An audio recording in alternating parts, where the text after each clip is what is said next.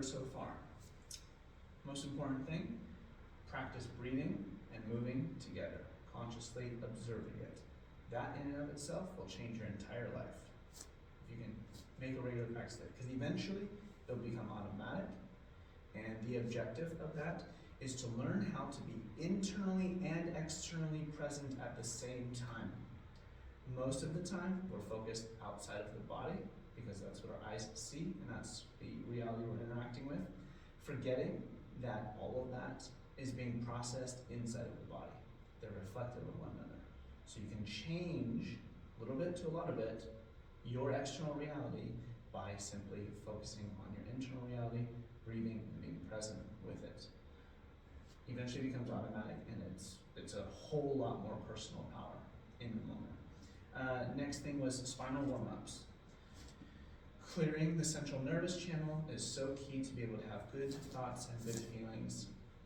And we arch the spine forwards and back, moving with the breath. We arch side to side, still moving with the breath, inhaling, present with the stretch, exhaling, relaxing a little bit. And still moving in between poses.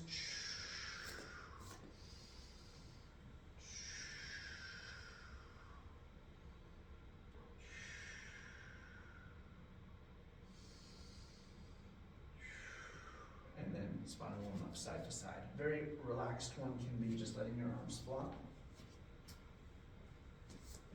Pivoting on the toes, or pivoting on the heel.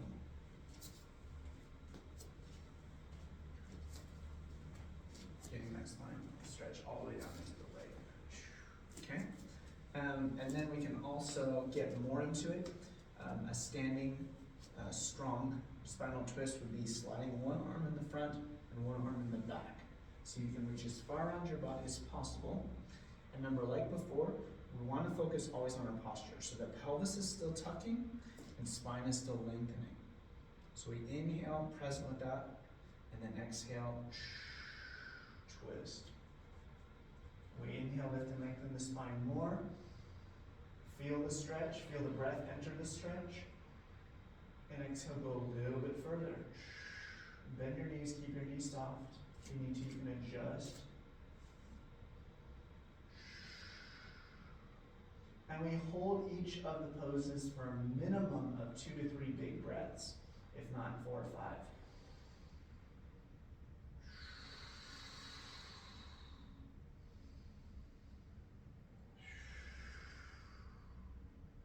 And then inhale back to front.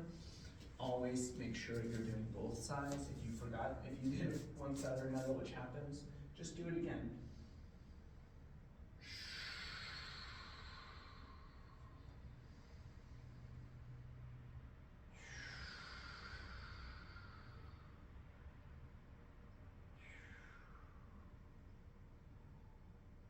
Nice and slow, always moving with the breath. Inhale back to front.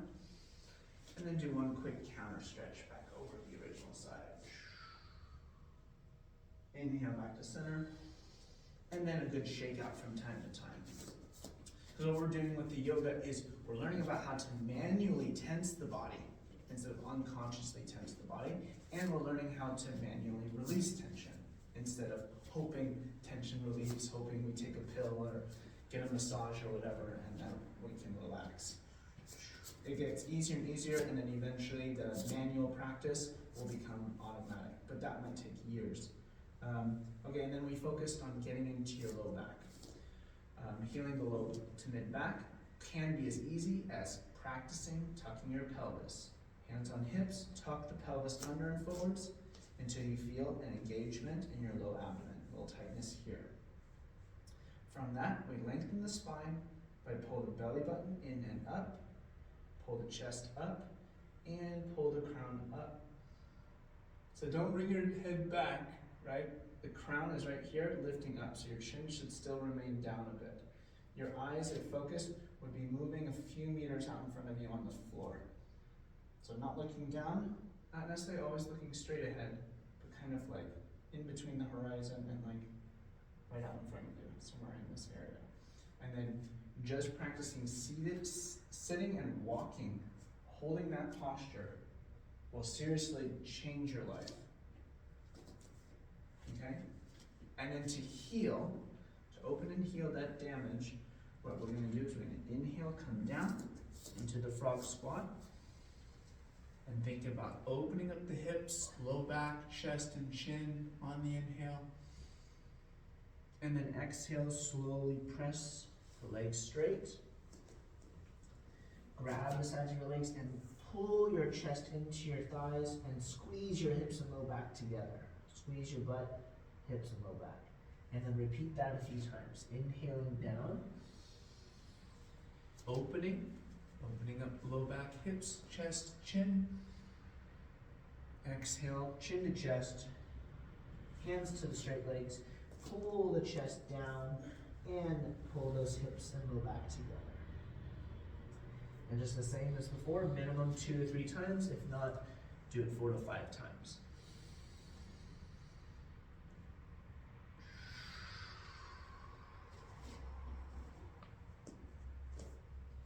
Once you're done with that, relax.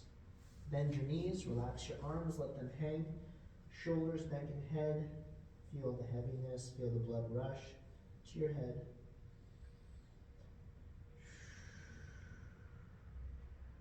And then take 2 to 3 slow breaths to peel your spine up. Oh, and you can also tap around your back area just to give a little bit more stimulus. And then slowly peel your spine up, taking 2 to 3 breaths, focusing only on the stacking of the vertebrae and the slow flow of the breath.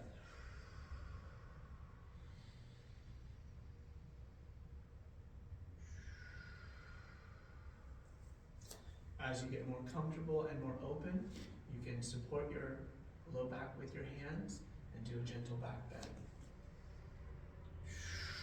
Opening up the shoulder, opening up the chest, looking as far up and behind you as you can before tucking your pelvis again, flexing your core, and inhale, pull yourself back up to center. That'll give you a big rush. The more heal your low back becomes though, the more you'll be able to open, not even support yourself. So don't do this yet, I'm just showing you for example. And just, and then eventually, I'm not here yet, bring your hands down and plant your hands on the ground. Catherine, I think, can do that, but I'm not quite there yet. All right, and then as before, whenever you do something that fills you with a lot of tension, shake it out. Arms and legs, hips, torso, shoulders, neck, and head. And what also can be good is smile. Smiling, even if you don't feel happy, will, if held for 30 to 60 seconds, will manually release endorphins throughout your system, and you'll trick your body into believing it enjoys this. So even if you're going through something that's like really tough, just smile through it. I'm not kidding you. It'll help to continue your progress and practice. Because you want to keep on holding a positive association towards inner investment.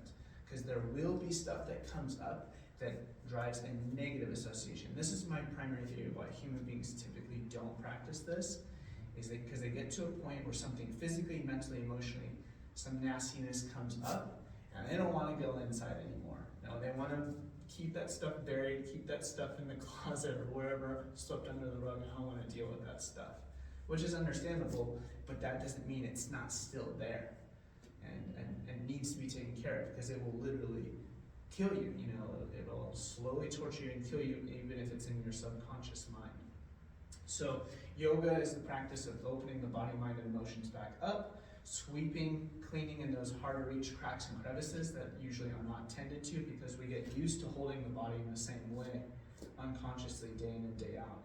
So the body gets, you know, especially in between the joints and the small ligaments and the organs, never get an opportunity to open back up and let that oxygenated blood in to clear out everything. So that's really what we're doing in yoga. We're not stretching the body as much as we're expanding the body. We're creating space in the body, and then with big amounts of breath, alkalining, charging the blood, with the conscious presence inwards. Those two things by themselves are literally the foundation of what is keeping us alive.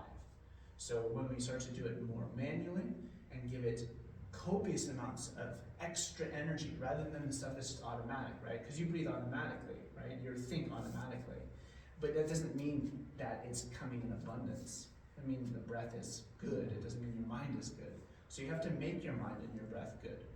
Eventually, after, depending upon how consistently you practice. So I recommend, in order to grow your practice at a snail's pace, you need to practice a minimum of 15 minutes a day, 4 to 6 days a week. Minimum. Just to slowly progress.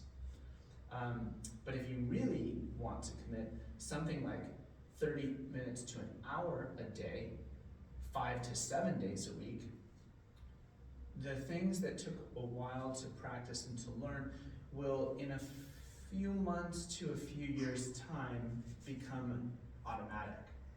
And your whole life at that point will be totally different, totally better. But a lot of things happen in that time. A lot of changes happen because a lot of people, as you start to clear out certain things, it's like at first, the universe or God or Allah is almost like testing you. Like, are you serious about this? I'm going to test you extra to see if you're really serious about this. So in those first few months to few years, there'll be like a bunch of things will happen in your life, like kind of a rites of passage almost, to see if you're like really committed to doing this. And a lot of people don't necessarily commit that because there's a lot of fears that come up, a lot of like, and even a lot of like reasonable justifications to stop your practice. You'd be like, yeah, clearly I need to stop. I need to take it easy. And then if you start doing that and you take 3 days or more off, you're back in your old pattern of not doing it. So I like to say it's okay to take a day off. It's okay to take 2 days off, but it's not okay to take any more than 2 days off. Because 3 makes a pattern. You start making a pattern out of not practicing, eventually that pattern will get away from you. Because what you're going up against is decades worth of time of not practicing, of not going inwards. So you have, it won't take you decades of time to get into the practice and to get all of the benefits of doing this. But this will keep you youthful, this will keep you aware, you know, and instead of telling all of your cells that you're getting old and your body's wearing down, it can flip on its head and be like, no, with my conscious awareness, with my breath and greater awareness of what I need to fill my body with, I'm maintaining my vitality. I'm maintaining it into many, many decades of older age. And you see it all over the internet now. People in their 70s and 80s who are still using their body really well. We can do that too. So we'll call that good for now. Finishing the practice with the hands together, take a moment. And a good, you know, you're talking about with the prayers that you do in Islam and what they do, putting the negative energy into the ground. This is similar to that. You bring your hands together and an even amount of pressure spread throughout both palms and all 5 fingers, all the way together. And you'll bring your thumbs to the sternum, right, your heart center. And concentrating in that area, you'll start to feel a lot of energy. So we just concentrate and breathe into our heart center and breathe into our hands.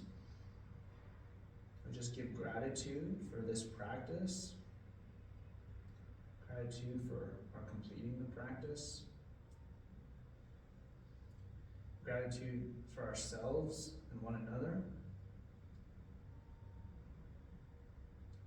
and gratitude for the health that we already have and the health that we're growing with every conscious breath.